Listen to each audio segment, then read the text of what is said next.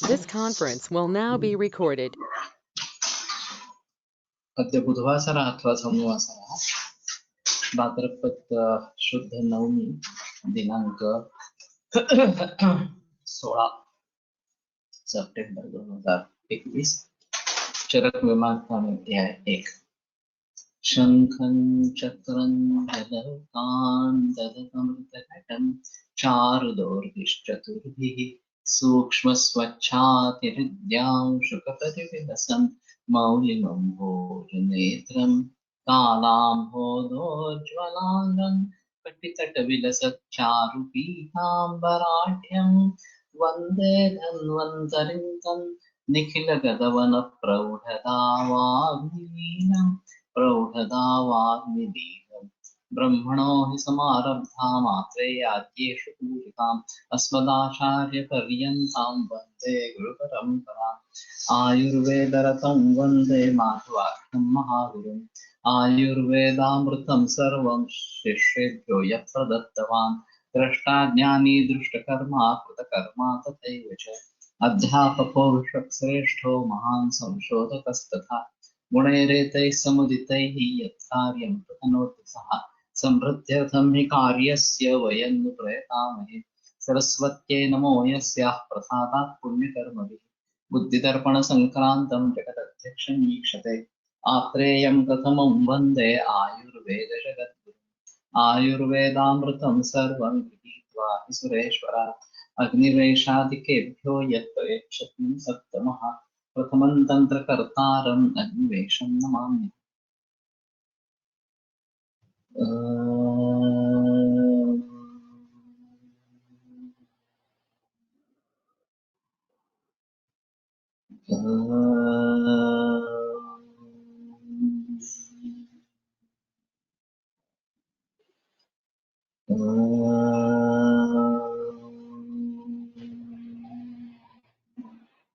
ओम शांति शांति शांति।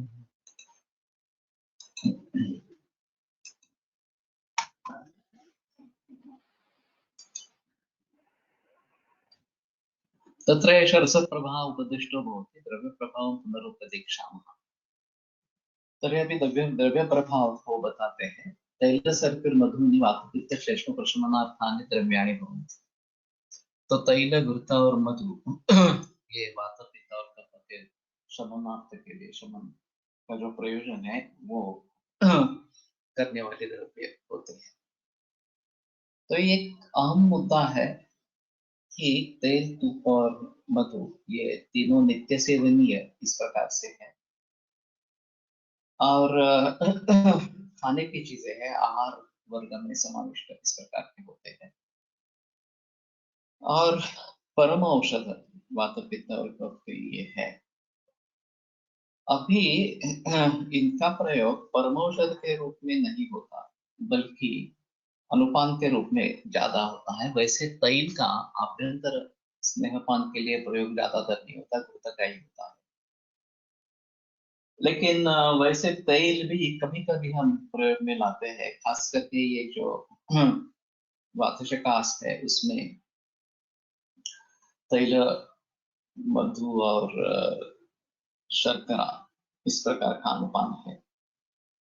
या फिर तमक श्वास वात प्रधान अवस्था इसमें है तो महानारायण तेलेश मधु वात के साथ दिया जाता है। तो ऐसे कुछ उदाहरण है कि जहां तैल का आभ्यंतर प्रयोग किया जाता है और रेयरली तैलपान सुझाया जाता है। लेकिन तेल का बाह्य उपयोग बहुत सारे मरीजों में किया जाता है और वो अच्छा होता भी है, उसमें कोई संदेह नहीं। तो अभ्यंगमाचरण नित्यम स जरा श्रमवातः, तो वात को दूर करने वाला इस प्रकार का है। अभ्यंग जो है वो नित्य आचरण उसका करना चाहिए और उसके जरिए ये वायु काबू में इस प्रकार का रहता है।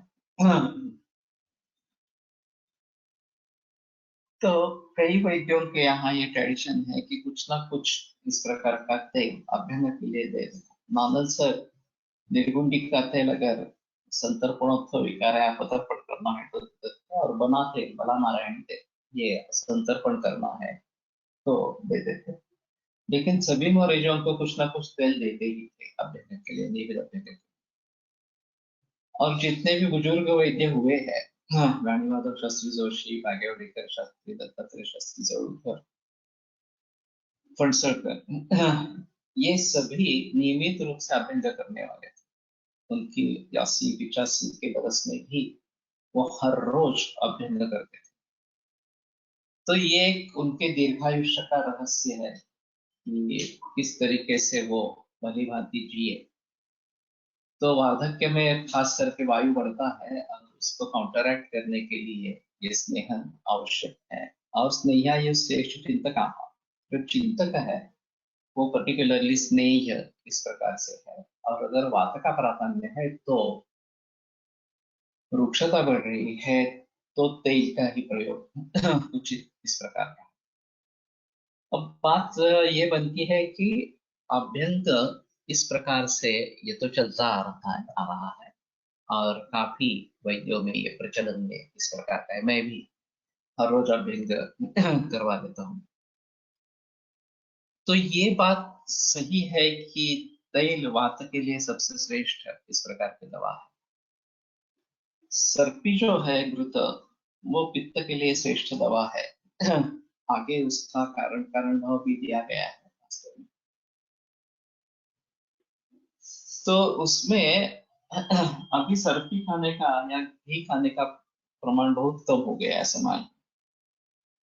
इसका कारण ये है एलोपैथी के डॉक्टरों का प्रचार प्रसार कि घी अच्छा नहीं है, कोलेस्ट्रॉल बढ़ता है वगैरह वगैरह। इस प्रकार से घी के बारे में इतना इतनी निंदा की गई है एलोपैथी के डॉक्टरों के द्वारा, और लोगों को तो कुछ पता नहीं होता।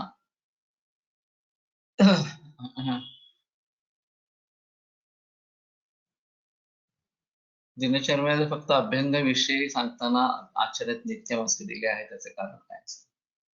वो आवश्यक है इसीलिए तो बताया। स्पर्शने व्यतिको वायु स्पर्शन चत्वगाश्रितम वत्यश्च परमभ्यंगो यस्मात्तम शीलयतः। स्पर्शनेन्द्रिय में वायु का प्राधान्य है और स्पर्शनेन्द्रिय ये त्वचा के आश्रय से रहता है। और अभ्यंग उत्तम त्वचा है, त्वचा के लिए हितकारक है और इसीलिए उसका सतत शीलन करना चाहिए। तो ये एक अहम मुद्दा इस प्रकार का रहेगा कि अभ्यंग नियमित रूप से सभी लोगों को करना है। लेकिन जब हमारे पास वातव व्याधि के मरीज आते हैं तो उनको हम सुझाव देते हैं कि अभ्यंग करो नियमित रूप से, लेकिन हमें खुद को रेगुलर रूप से अभ्यंग करते रहना आवश्यक है।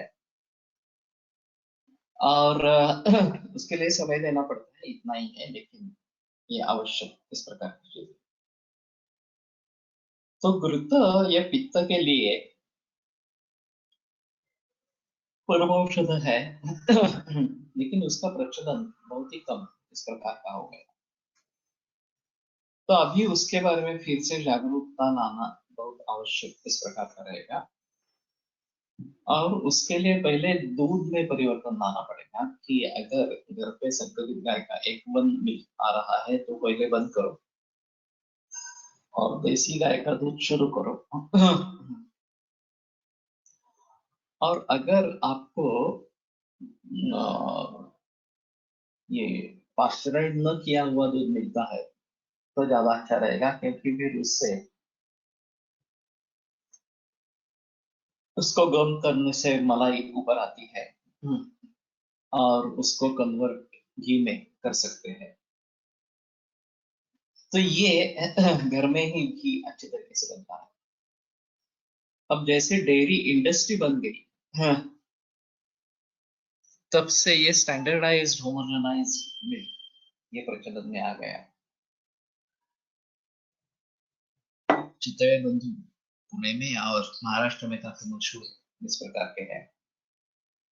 वैसे मदर डेयरी है उत्तर प्रदेश में, या अमूल की डेयरी है, गोकुल है कोल्हापुर में। ये सब बड़ी बड़ी डेयरीज है और पाश्चराइज करके होमोजेनाइज करके दूध को बिकाया जाता है। बेचा जाता है। तो ये ऐसी स्थिती है स्थौल्यामध्ये किंवा अन्यत्रही कफग्न म्हणून मधाने अभ्यंग असे वापरून पाहिले आहे का, वापरता येईल?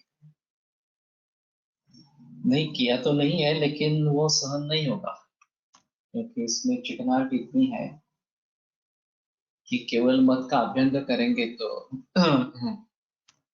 सूटेबल नहीं होगा, और उसके बाद में नहाना तो पड़ेगा इस प्रकार से। लेकिन ऐसा है धार्मिक ग्रंथों में मधु का उपयोग स्नान के लिए किया जाता है देवताओं में। मधु स्नानम समर्पयामि, इस प्रकार से तदनंतरम शुद्धोदक स्नानम समर्पयामि। ये जो पंचामृत इसका स्नान देवताओं के लिए आया है,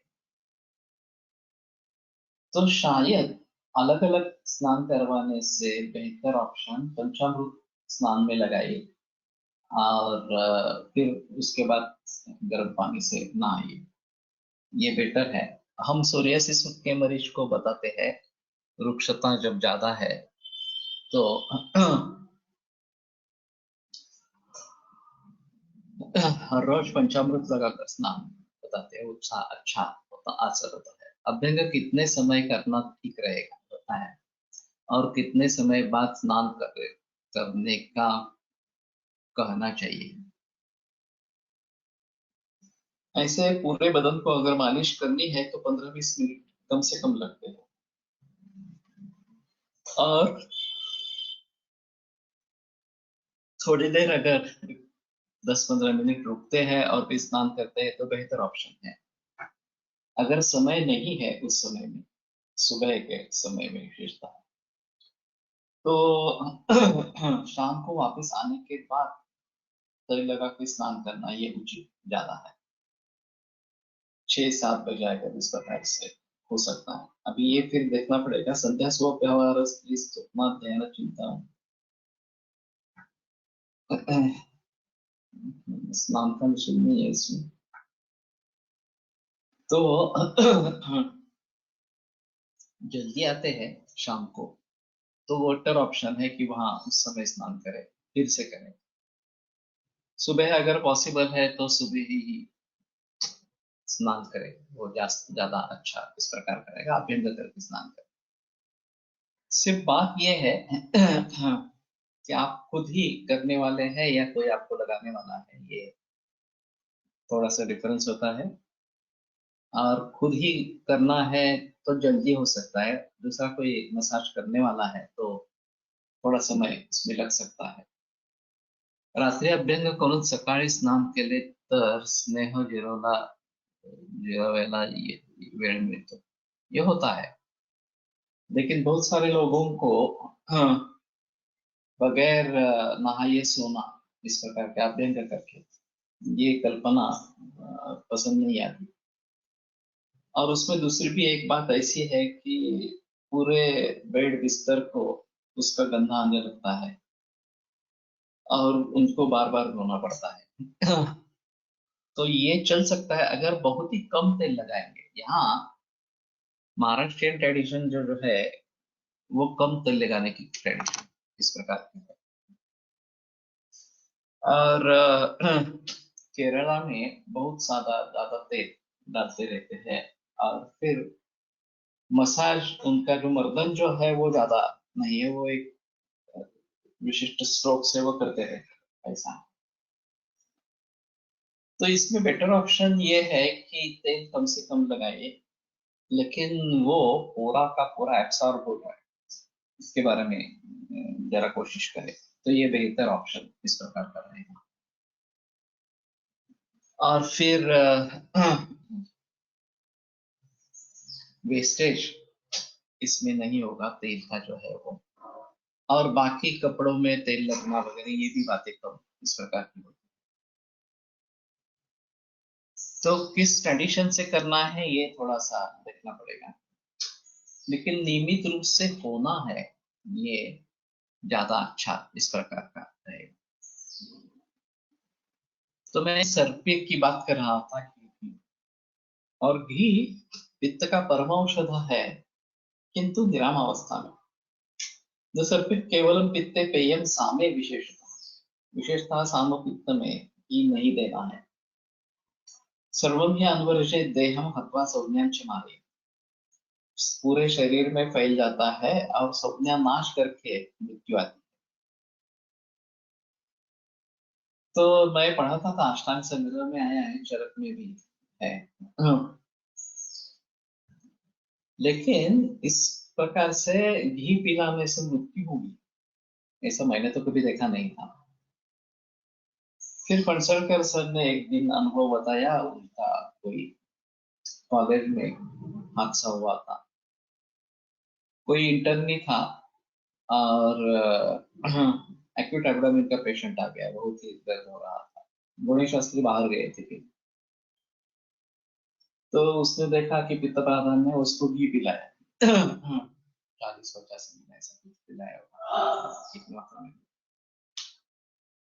गुणी शास्त्री वापिस आए तो उन्होंने पूछा कोई नया मरीज वगैरह, तो उन्होंने कहा एक मरीज आया था, पेट दर्द था उसको, तो हमने उसको घी पिलाया, वो सो गया।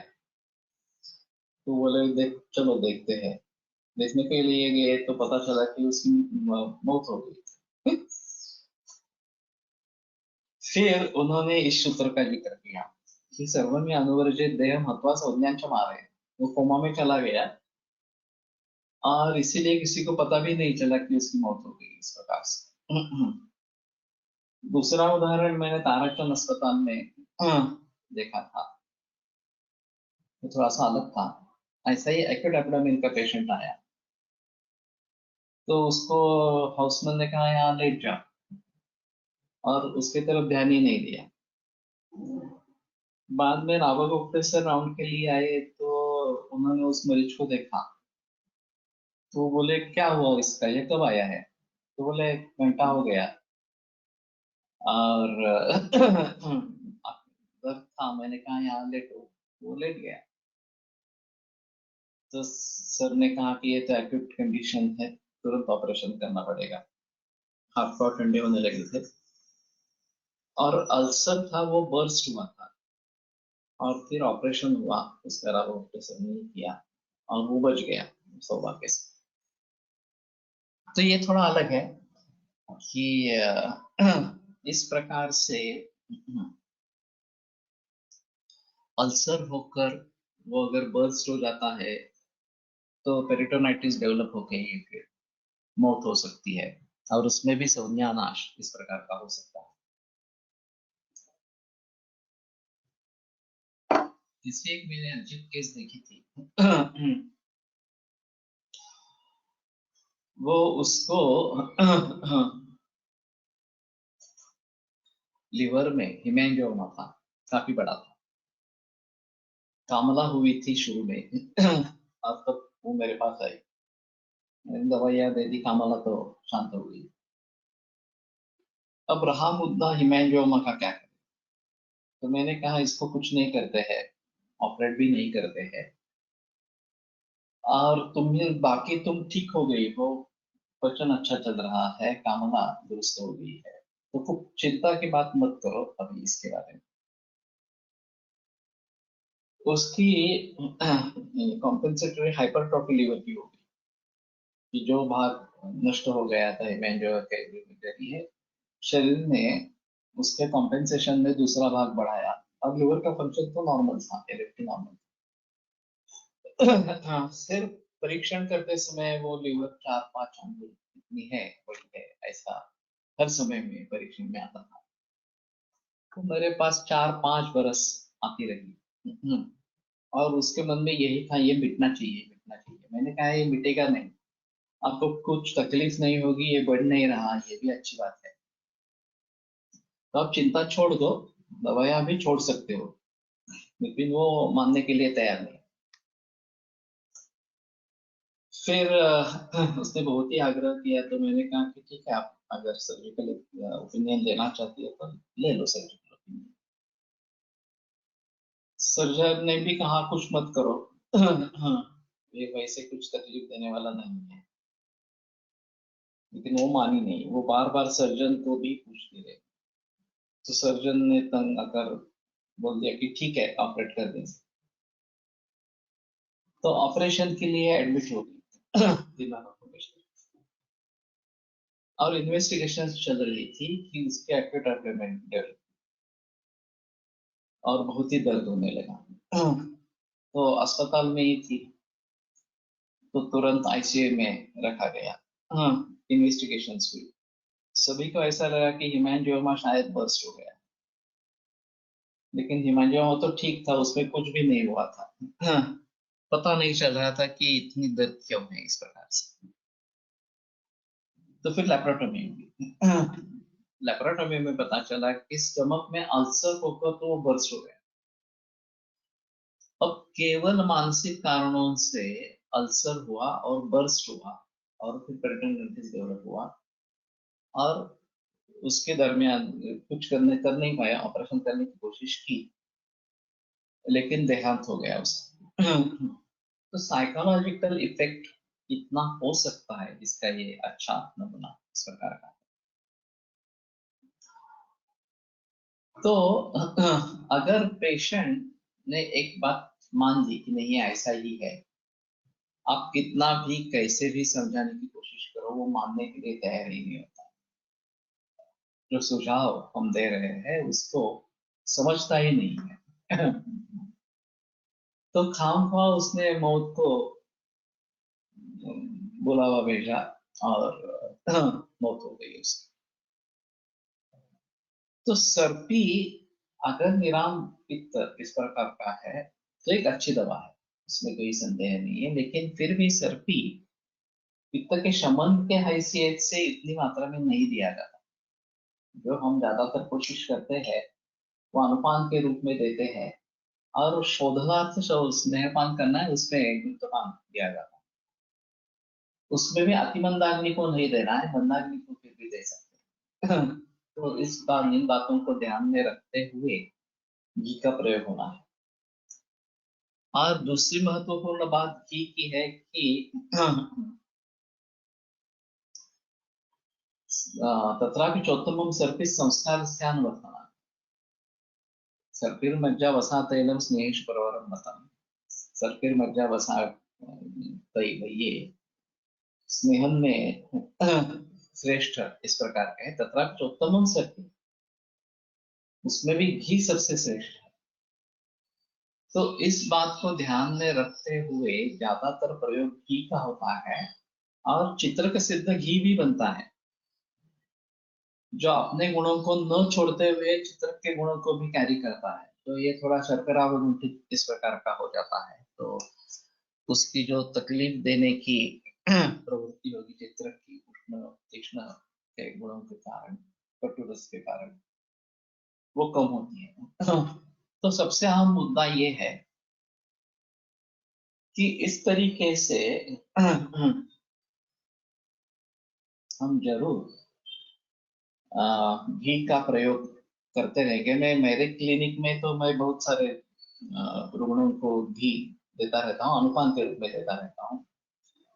और जब शोधन करना है तो देता हूँ, शमनार्थ स्नेहपान के लिए भी देता हूँ। तो हमारी रेगुलर रिक्वायरमेंट रक्त कल्याण के ग्रुप की महीने के लिए 40 या 20 किलो से 30 किलो तक इस प्रकार की है, जो खास करके कैंसर मरीजों में प्रयोग में लाई जाती है। अभी हम हमारी एक क्लिनिक में बनाते हैं, लेकिन उसके बावजूद जो महाकल्याण का गुरुत्व, धात्र्यादि गुरुत्व, सुकुमार का गुरुत्व, इन सभी का प्रचलन क्लिनिक में है, और उससे अच्छे रिजल्ट्स आते हैं, उसमें कोई संदेह इस प्रकार का नहीं है।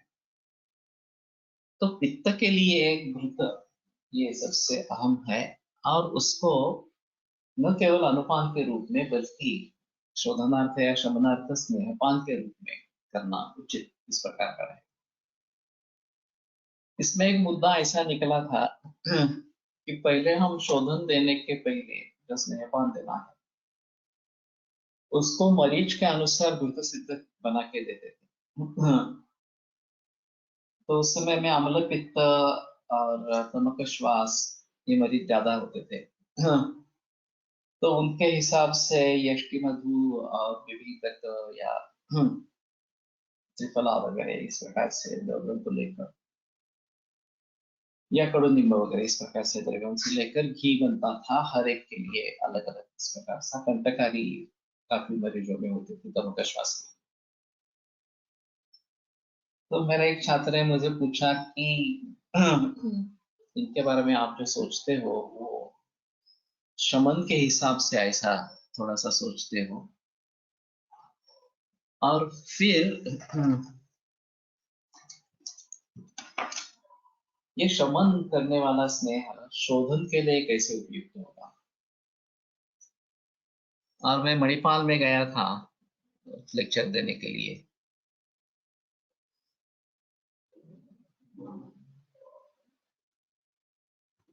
ये अच्छा है अगर रात में करते हैं स्नेह। सुबह जल्दी उठना यही सबका अच्छा इलाज आहे। तैल सिद्ध केल्यावरही त्या द्रव्याचे गुणकर्म त्या सिद्ध तेलात येतात। मग फक्त घृतचे बाबत संस्कारानुवर्तित्व हे विषय वैशिष्ट्य का सांगितले आहे। उसमें श्रेष्ठ है, तेल में भी उसमें आते हैं, लेकिन घी ज्यादा श्रेष्ठ है। और शायद ये बात ये है कि घी अभ्यंतर लेना ज्यादा सुलभ है। तेल पीने की वैसी आदत नहीं होती। विलासानंद सर ने कई स्थौल्य के मरीज को तेल पान करवाया है, लेकिन उसमें पित्त का अनुबंध भी रहता है, तो ये थोड़ी तकलीफ वाली बात हो सकती है। वातव व्याधि में वास्तव में तेल देना उचित इस प्रकार का है, लेकिन इन जनरल घृत किसी को भी दे सकते हैं। अगर वातव व्याधि है तो पंचतिक्त गुगुल घृत जैसे जो योग है वो बेसिकली घृत है, तो अभ्यंतर लेने में वो ज्यादा अच्छा है। और अपने गुणों को न छोड़ते हुए उस द्रव्य के गुणों को घी लेकर चलता है, तो इसके हिसाब से ये ज्यादा अच्छा इस प्रकार का है। मैं क्या बात बता रहा था।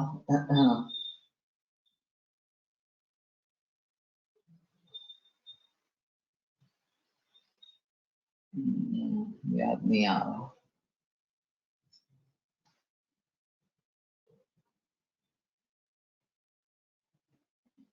हाँ, वो श्रवणार्थ स्नेहपान इस प्रकार का जो है वो शोधन के लिए कैसे प्रयोग करेंगे ऐसी इसकी आशंका थी। तो मैंने कहा कि स्नेहपान स्नेहपान है, वो शोधन के लिए करना है तो यस्तने जीर्ण एवं स्नेहोच्च शुद्धेव, कि कल का खाना पच गया है, भूख नहीं लगी है, उस अवस्था में उत्तम मात्रा में स्नेहपान देना है शोधनार्थ, या उससे कम मध्यम मात्रा में दे सकते हैं जो 12 घंटे में इसका पचन होता है। और प्रागेव तो रसी यसीन, शुरू में तो अत्यंत अल्प मात्रा इस प्रकार की देनी है। फिलहाल ऐसे होता है कि हम 30 या 40 ml से शुरुआत करते हैं और प्रतिदिन बढ़ाते जाते हैं। तो कुछ लोगों का कहना है कि ये कब तक बढ़ाना है, या फिर एक बार कोष्ठ का अंदाज आ जाए कि इसको 100-150 ml की जरूरत है, तो सीधा 100-150 ml इस प्रकार का दे देंगे। तो देखो प्राधान्य है तो 3 दिन में, पित्त का है तो 5 दिन में, और वात का है तो 7 दिन में सम्यक स्नेहपान होना चाहिए। लेकिन अनुभव ऐसा आता है कि अगर इतनी बड़ी मात्रा में पहले दिन से अगर घी दे देंगे, या पहले उसको स्नेहपान किया है, वमन किया है, तो मालूम है उसको 150 ml मात्रा लगी थी, तो 150 ml से ही शुरू करेंगे इस प्रकार से। तो बहुत सारे मरीजों में स्नेहाजीर्ण होना है, तो अजीर्ण होना तो अपेक्षित नहीं है। बहुत सारे लोग जब खाना खाने का समय होता है तो उन्हें लगता है कि भूख लगी, तो स्नेहपान किया हो और बताया हो कि जब भूख लगे, अच्छी भूख लगे तभी खाना खाना है, तो भी नियम का उल्लंघन करके खाना खा ले और फिर अजीर्ण हो जाता है। और इसलिए बेहतर ऑप्शन ये है कि शुरू से कम मात्रा से शुरुआत करें, लेकिन सम्यक स्निग्ध होने तक स्नेह की मात्रा बढ़ाती जानी है। उसमें दूसरी नौबत आती है कि 7 दिन के बाद अगर स्नेहपान चालू रहता है तो वो उत्क्लेश करने में समर्थ नहीं होता। अगर हम शोधन के लिए दे रहे हैं तो सप्ताह के अंदर शोधनार्थ स्नेहपान पूरा हो जाना चाहिए। अब कुछ लोगों में ऐसा होता है कि स्नेहपान दिया और तुरंत भूख लग गई, 8-9 बजे ही भूख लग गई, सुबह 7 बजे ले लिया और 8-9 बजे भूख लग गई। दूसरे दिन बढ़ा के दी मात्रा तो एकदम 4 बज गए, इस प्रकार से भूख लगने लगी। तो एक विषमाग्नि का रोल हो सकता है इसमें थोड़ा सा। और वात के कारण विषमाग्नि अगर है तो भी उसके लिए स्नेहपान ये आवश्यक इस प्रकार का रहेगा। तो इन सभी स्थितियों को ध्यान में रखते हुए सम्यक स्नेहपान कैसे है, कैसे हो, इसके बारे में सोचना है। मंदाग्नि में भी इस प्रकार से स्नेहपान देने से अग्नि बढ़ता है। नादम स्नेह समुद्रस्य क्षमायाम सुदुर्लभि, ये सूत्र है। तो मणिपाल में मैं गया था तो एक छात्र उन्होंने मेरे साथ दिया था और हम घूमने के लिए बाहर पड़े वहां निकले। तो उसने सीधा स्नेहा विधि अध्याय के बारे में पूछना आरंभ किया। और शमन स्नेह शोधन के लिए दे सकते हैं क्या, ऐसा उसका सवाल था। मैंने कहा हाँ दे सकते हैं। कुष्ठनम स्नेह पानयनम पूर्वम सर्वम उपाचरित, ये बात बताई गई है। तो महातिक्त का कृत, महाखदिर कृत वगैरह जो योग बताए गए हैं कुष्ठ चिकित्सा में, वो शमनार्थ के लिए भी दे सकते हैं, शोधनार्थ के लिए भी दे सकते हैं। किस काल में देंगे उसके आधार पर ये निर्भर होगा। तो पहले दिन का अन्न पचन होने के बाद भूख जब लगी नहीं है तब शोधनार्थ स्नेह देना है। और जैसे मैंने कहा कि मात्रा उसकी बढ़ानी है। अब उस मात्रा तक पहुंचने के बाद समझो कि 150-150 ml मात्रा देनी है इस प्रकार से। तो एक दिन रुककर 3 दिन अगर मृदु कोष्ठ इस प्रकार का है तो 3 दिन में स्नेहपान, पित्त मध्यम कोष्ठ है तो 5 दिन में, और क्रूर कोष्ठ है तो 7 दिन में। तो इसमें एक अंदाजा नहीं आता कि कब शुरू करेंगे, कितने हद तक जाएंगे वगैरह। आप लोगों को शुरू में ही कहेंगे कि यार तुम्हें 10-12 दिन स्नेहपान करना पड़ेगा वगैरह, उसके बाद में वमन होगा है विरेचन, तो लोग तैयार भी नहीं होते हैं इस प्रकार के लिए। और बाकी जो उसके नियम है, उष्णोदक उपचार, ब्रह्मचारी, क्षपाशय, इन सभी का पालन भी आवश्यक इस प्रकार का।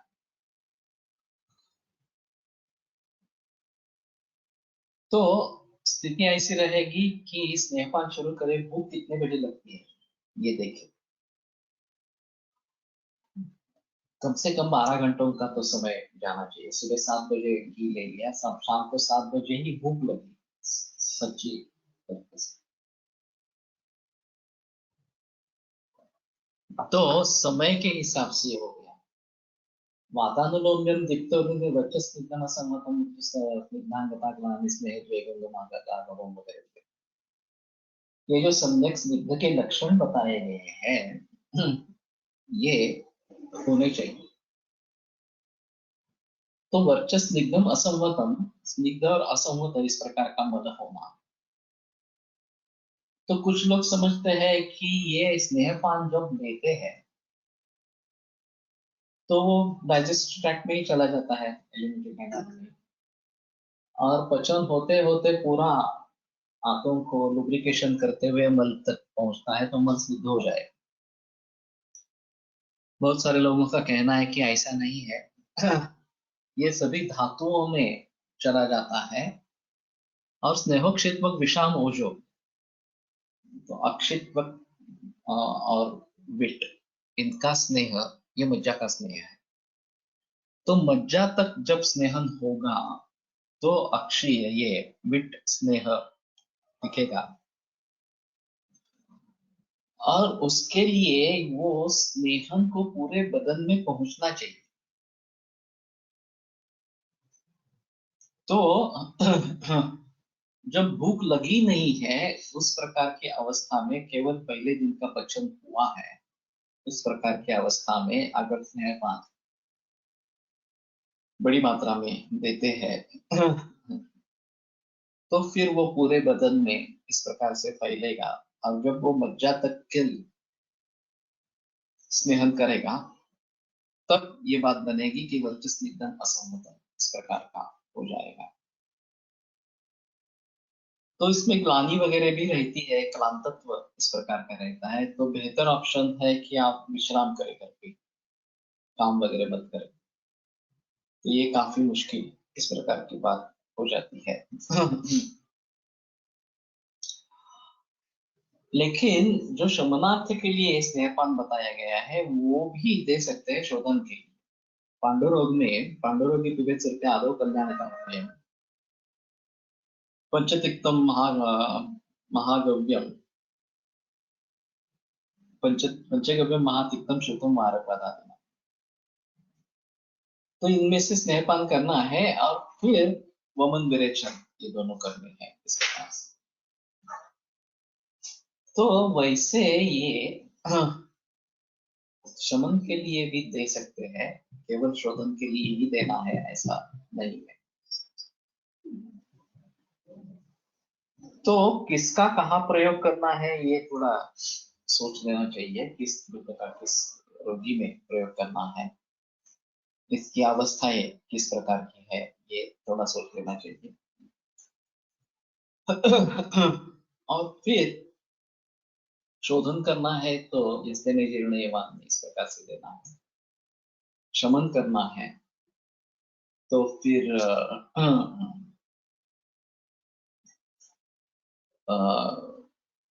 शमनक शुद्धवतो नन्नो मध्यमातर भूख लगने पर अनन्न इस प्रकार का और मध्यम मात्रा में देना है। और भ्रूणो रसमध्यादे सबक अल्पहा, भ्रूण जो है वो रसमध्य वगैरह के साथ अल्प इस प्रकार का देना है। तो किस दृष्टि से कैसे देना है ये सोचकर अगर हम स्नेहपान करवाते हैं तो हमें अपेक्षित लाभ इस प्रकार का रहेगा। और ये भी बात सही होगी कि वही स्नेहपान आगे भी हम चालू रख सकते हैं। कर्मणा ममतादीनां पुनरप्यंतरेंतरे स्नेह स्वेदो परियुज्येत स्नेहम अन्ते बलाय, ये बात होती नहीं है कि बीच बीच में स्नेह स्वेदन करते रहना है और अंत में बल के लिए स्नेह देना है वमन विरेचन पूरा होने के बाद। तो मैं भी इसमें अभी ज्यादा जो नहीं दे रहा हूं, मैं सोच रहा हूं कि ये देना चाहिए इस प्रकार से। तो इस प्रकार से अगर स्नेहपान करवाते हैं तो दोष का शमन या फिर दोष का शोधन, ये दोनों तरीके से हो सकते हैं। और दूसरी बात ऐसी है कि स्नेहन से धातुओं को क्षति नहीं होती, ये सबसे अहम मुद्दा। स्नेहन और स्वेदन से दोष अलग हो जाते हैं और आसानी से उनको बाहर निकाला जाता है, शरीर को उससे पीड़ा नहीं होगी। और जो वायु बढ़ने की संभावना रहती है केवल शोधन करने से, उससे भी बच जाते हैं। तो घृत इस दृष्टि से अच्छा है, पित्त के लिए तो अच्छा है ही, उसके लिए धात्र्यादि घृत ये बेटर चॉइस है। यष्टि मधु घृत भी एक अच्छा चॉइस है, क्योंकि सिंपल है, केवल यष्टि मधु दूध और घृत इतना ही है उसमें। और वैसे ही यष्टि मधु 13 गणों में है चरक में। तो संधानीय के हिसाब से, शुक्रल से, कंठ्य के हिसाब से, जीवनीय के हिसाब से, वर्ण्य के हिसाब से बहुत सारे तरीके से यष्टि मधु घृत का प्रयोग कर सकते हैं। और वैसे वमन पूर्व स्नेहपान करवाना है, उसमें भी ये वमनोपघाती है, तो उस हिसाब से भी उसका प्रयोग कर सकते हैं। और वात पित्त कफ तीनों को प्रशमन करने वाला इस प्रकार का है। तो यष्टि मधु घृत मैं सोच रहा हूँ कि ज्यादा मात्रा में उसका प्रयोग करेंगे। और धात्र्यादि घृत पित्त के लिए अच्छा है, तो उसका प्रयोग इस प्रकार से करते रहेंगे। बाकी महापित्त का घृत ये भी ज्यादा प्रचलन में है, महाकल्याण का घृत भी ज्यादा प्रचलन में है। और ये रक्तपाचक और महाकल्याणक दोनों को मिलाकर रक्त कल्याणक हमने बनाया है। तो वो बायवारू के दृष्टि से इस प्रकार से किया है कि रक्तपाचक का काढ़ा बनावे, महापित्त के लिए जो है वो द्रव्य ले ले, और काढ़ा वो महापित्त के द्रव्य। अब आंवले का रस तो सभी जगह नहीं मिलता है इस प्रकार से, लेकिन कलकत द्रव्य जो महापित्त के है उनको साथ में लेकर ये रक्त कल्याण इस प्रकार का बनता है। तो इस तरीके से अगर हम शमन के बारे में भली भांति सोच सकेंगे और वही घृत शोधन के लिए भी दे सकेंगे, तो एक परमौषध के रूप में काम करता है, न केवल पित्त के लिए बल्कि सभी लोग पोषण के लिए अच्छा काम करता है। तो ये बात ध्यान में रखनी है। तीसरा है मधु, ये भी सबसे श्रेष्ठ है कफ के प्रशमन की, लेकिन कफ की पहली दवा लंघन है, और साम कफ की तो लंघन ही है। तो साम कफ है तो लंघन ही करवाना है, उससे पहले आम का पचन होगा और फिर बाद में कफ का भी पचन होगा। मोये लेले सर ने मधुचर्या नाम का एक प्रकरण शुरू किया। जैसे हम केवल दूध के ऊपर रखते हैं, उस प्रकार से केवल मधु के ऊपर मरीज को रखने का, बाकी खाना नहीं देने का। और एक पक्षवत का रुग्ण था उदार में, और वो सेक्रेटरी था महाराष्ट्र शासन में। तो पक्षवत में ऐसा होता है कि हाथ और पांव दोनों की क्रिया इस प्रकार की होती है। पांव जल्दी सुधरता है, हाथ जल्दी सुधरता नहीं है।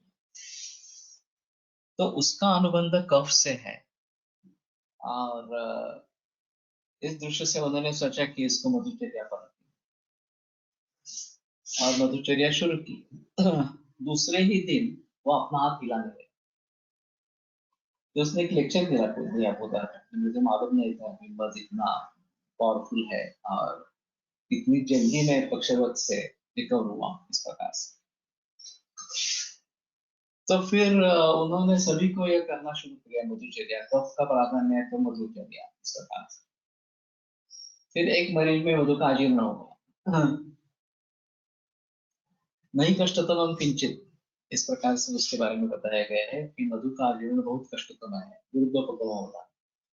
अजीर्ण है इसलिए उष्ण चिकित्सा चाहिए जो मध के खिलाफ विरुद्ध है, और शीत चिकित्सा करेंगे तो वो विष के हिसाब से शीत करेंगे तो भी वो अजीर्ण के लिए कार्यकारी नहीं होगी। तो धीरे धीरे जो भी अग्नि है उसका पचन करता रहेगा, और मोये लेले के खुद के लड़के को, मोहन लेले को अजीर्ण हुआ मधु का। तो फिर उन्होंने सोच लिया कि नहीं नहीं, मध ये कफ की दवा है, लेकिन पहली दवा लंघन ही, खास करके सामावस्था में तो लंघन ही करना।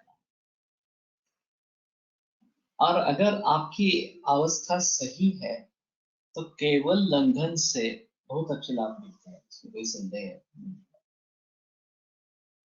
डोंबिवली में मेरे पास एक मरीज थी, 65-70 की उम्र थी, अम्मा था।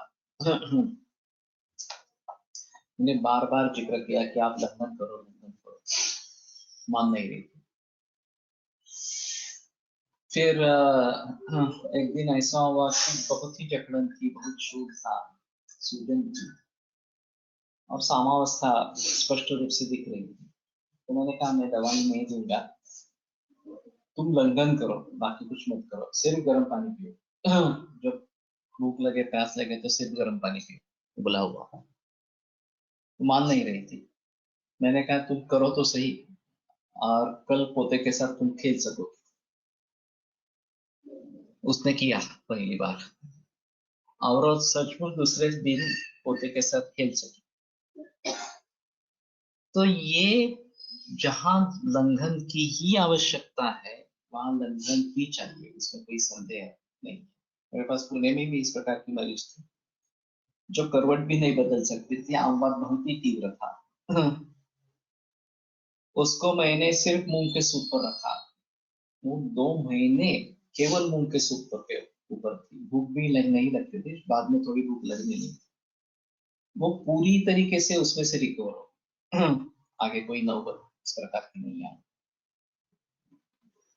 तो इसमें ये है कि अगर अवस्था सही है तो कफ और आम के लिए लंघन सबसे अच्छी, सबसे बड़ी दवा है।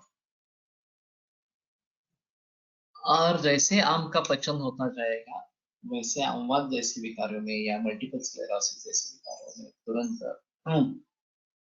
फायदा मिलता है। लेकिन अगर निराम अवस्था है, भूख ज्यादा लग रही है, तो निश्चित रूप से मध के बारे में सोच सकते हैं। और स्थौल्य के पेशेंट्स अभी होते हैं, बहुत बहुत ज्यादा लगती है इस प्रकार से, तो उसमें मध पानी का प्रयोग कर सकते हैं। जब भूख होती है तब मध देना, इस प्रकार से। मैंने 1-2 मरीजों में ही किया है कि स्थौल्य के ही मरीज, जब भूख लगे, जितनी भूख लगे उतनी मात्रा में मध ही लेना, बाकी कुछ नहीं है, और शाम को एक बार मूंग सूप लेना, ऐसा बताया। तो उससे बिना हिचकिचाहट, बिना कोई प्रॉब्लम वजन कम होता है। ये दिखता है इस प्रकार से। लेकिन मध अच्छा होना चाहिए। हमारी आती मुसीबत है कि मध में 40% शुगर गवर्नमेंट ने ऐड करने के लिए परमिशन दे दी, इजाजत दे दी। तो ये काफी मुश्किल हो गया इस प्रकार से। अगर हमें सचमुच अच्छा हनी मिलेगा तो कोई प्रॉब्लम नहीं होना चाहिए। जादव जी त्रिकम जी करके एक वैद्य गुजरात में हुए, वो क्लैब्य में शुक्रपान करते थे, ऐसे उनकी किताब में लिखा है, और उसके अच्छे परिणाम मिले हैं, ऐसा उन्होंने लिखा है। ये नक्र रेत जो है वो वाजीकरण में आगे बताया। और पुराने जमाने से है, तो शायद ये नक्र का रेत कैसे निकालते थे मालूम नहीं, उसकी कुछ विधि होगी, नहीं तो ये अग्र संग्रह में नहीं है। संकल्प नक्र रेतश्च वृषाणाम, ये अग्र संग्रह है। तो वो ले सकते हैं, तो पुरुषों का भी बताया गया है। और एक षंड के इस प्रकारों में शुक्र प्राशन करके उसको बल मिलता है, ऐसा एक षंड का प्रकार भी, नपुंसक का भी प्रकार है। तो ये बात सही है, लेकिन फिर भी मैंने ज्यादा तो सुना नहीं है इस प्रकार से।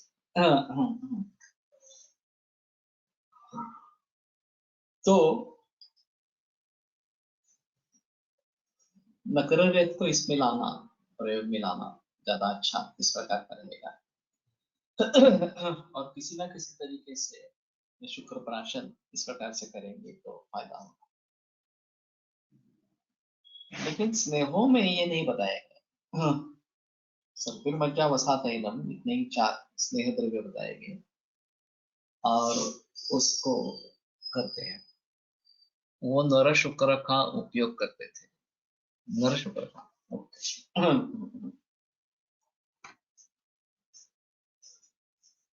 तो अभी सीमेंट बैंक्स पे अवेलेबल है। वो कितने दिन के पुराने होते हैं मालूम नहीं, ये ताजा ही लेना बेहतर है। और अजोस्पर्मिया की ट्रीटमेंट एलोपैथी में होती नहीं थी, आज भी नहीं होती है, फिर भी आईवीएफ करते हैं या आईयूआई करते हैं और सीमेंट बैंक से सीमेंट ले लेते हैं, तो किसी को पता नहीं चलेगा कि ये अजोस्पर्मिया का पेशेंट है, और रिजल्ट्स मिल जाए, गुप्तता गोपनीयता रहेगी इस प्रकार से। तो कहने का तात्पर्य अर्थ यह है कि घृत और मधु, ये दोनों या तैल घृत मधु, ये तीनों परमौषध इस प्रकार के हैं, और परमौषध के रूप में हम उनका प्रयोग नहीं करते। तो एक अहम मुद्दा रहेगा कि परमौषध के रूप में इसका प्रयोग करेंगे। शेंडे शास्त्री की एक कल्पना थी कि तैल मूर्छना जब होती है, जब हम तड़का देते हैं, तो तैल के जो दोष है उसको निकालने का साधन है मूर्छना में।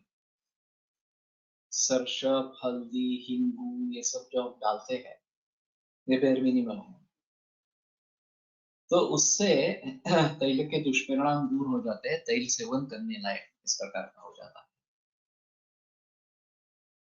तो उसमें अगर दवाइयों का प्रयोग करेंगे, पूरी बना के दे देंगे और वो तड़का करते समय उसमें तो उसके गुणधर्म उसमें आ जाते हैं। तो डिस्पेंसिंग भी हो जाएगा, डिस्पेंसिंग के जरिए पैसे मिलेंगे, और पूरे खाने में वो मिलकर चला जाएगा, दवाई जो है वो पूरे खाने में मिलकर चली जाएगी इस प्रकार से। उसी प्रकार घी में अगर तड़का बनाते हैं और उसी प्रकार से इसमें औषधि द्रव्य डालते हैं, तो वो भी एक अहम मुद्दा इस प्रकार का रहेगा। और ये उनकी कल्पना थी कि तड़के के जरिए औषधियों का सेवन करवाना, यह घृत और तैल इन दोनों के बारे में हो सकता है, आसानी से हो सकता है। मगर मूर्छित तैल काफी अरुचिर होता है। मैंने मूर्छित तेल का सेवन कभी किया नहीं है। ये बात हो सकती है कि अरुचि करने वाला इस प्रकार अरुचिकर होता है, तो वो तैल मूर्छना करके उसको आगे तैल सिद्ध करना है, और वो शायद ज्यादातर अभ्यंग के काम में आएगा, तो ज्यादा तकलीफ नहीं होगी। लेकिन ये जो सरसों वगैरह का तड़का लगाते हैं, वो टेस्ट बढ़ जाती है पदार्थ की, जो भी दाल या सब्जी कर रहे हैं उसकी टेस्ट बढ़ जाती है। तो ये हमारे लिए अच्छा इस प्रकार का है। तो इन सभी बातों को ध्यान में रखते हुए इनको प्रचलन में कैसे लाएं? तैल, घृत और मधु ये परमौषध है, इसको कैसे प्रचलन में लाएं? ये मैं बहुत दिनों से सोच रहा हूँ। हमारा जो डायटेटिक्स का कोर्स था तिलक महाराष्ट्र विद्यापीठ में, इसमें ये एक मकसद था कि आहार हमारे लिए सबसे नजदीकी है, और आहार से संबद्ध औषधियां जाती है तो वो अच्छी रहेगी इस प्रकार से। तो मुझे याद दिलाना अगले सोमवार को। केवल औषध, केवल आहार, और आहार और औषध मिश्र, इस प्रकार के 3 कैटेगरीज होते हैं। स्वस्थ वृत्ति के लिए हम केवल आहार लेते रहते हैं, रोग के हिसाब से केवल औषध लेते रहते हैं, और ये पेया विलेपी से लेकर उसको सिद्ध बनाना, सिद्धयूष वगैरह वगैरह, ये आहार और औषध दोनों का मिलाप इस प्रकार का है। तो ये एक बेहतर ऑप्शन इस प्रकार का है जिसको हम प्रचलन में ला सकते हैं। और जैसे तड़के की बात उन्होंने कही, उस प्रकार से जो यवागु बताई गई है चरक में, उनको प्रचलन में लाकर उसके साथ ये वाग बनानी है, ऐसा बताते हैं, पूरी दे देंगे उसकी, तो डिस्पेंसिंग भी हो जाएगा और जो औषध का कार्य है वो भी हो जाएगा। तो मुझे याद दिलाना सोमवार को, मैं इसके बारे में बहस करूंगा। आयुर्वेद प्रकांड निगदित इह हि शल्यतंत्र प्रधानः शिष्येभ्यः शाश्वतोऽयं निखिलजनकृपा व्याप्तचित्तेन येन आयुर्वेदस्य वाञ्छन् पुनरपि भुवने काञ्च सुष्ठु प्रतिष्ठां श्रेष्ठं धन्वन्तरिं तं प्रणमति च सदा वैद्यवर्गो हि नूनम् वैद्यवर्गो हि नूनम्।